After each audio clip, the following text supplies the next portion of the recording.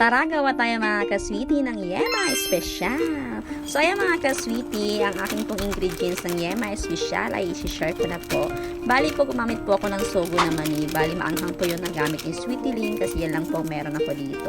At yung Skyplex po mga ka-sweetie. So bali mga ka-sweetie, dudurugin muna natin yung mani at yung Skyplex bago natin lutuin. Syempre, para maging special nga talaga yung Yema.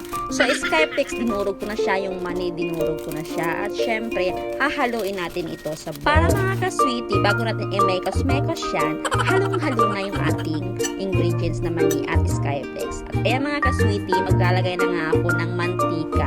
Medyo damihan lang natin yung mantika para hindi dumikit yung condense natin. Bali mga ka-sweetie, isang can ng kondensada at 5 balot ng Skyflex yung nilagay ko rito. Kahit 5 peraso lang din na sugo mani or kalahating pack ng malaking sugo mani. Pwedeng-pwede niya mga ka-sweetie. At take note mga ka-sweetie, dapat naka-low medium fire lang po tayo para hindi po masunog ang ating ginagawang Yema Special mga ka-sweetie.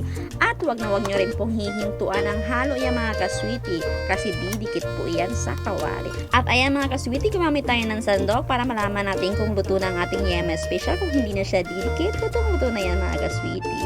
So ayan na nga mga ka-sweetie, pwede na siyang bilog-bilogin kasi luto na ang ating Yema Special.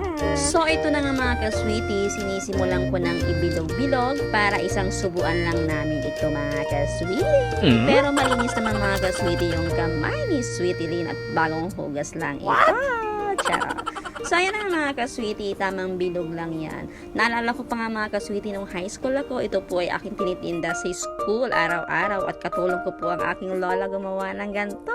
Nakakamiss lang mga ka-sweetie. So ayan mga ka-sweetie, 1 can of condensed lang at 5 balot ng Skyflex at ang mani.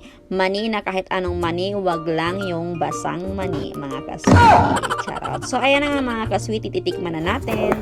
So, ito na mga ka-sweetie yung ginawa kong Yema. Kasi yung mga kasama ko gusto nila matikman yung gawa kong Yema. So, ito yung hindi ko pinalo. Tikman na natin mga ka-sweetie.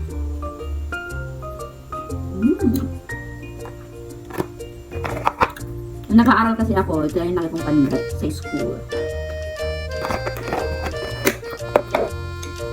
Maganda ako business, malaki ang tipo.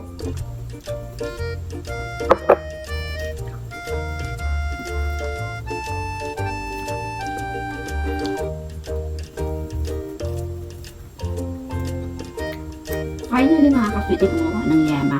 3 recipe lang, mahagawa ng Yema, masarap at special. Thank you for watching mga ka-sweetie!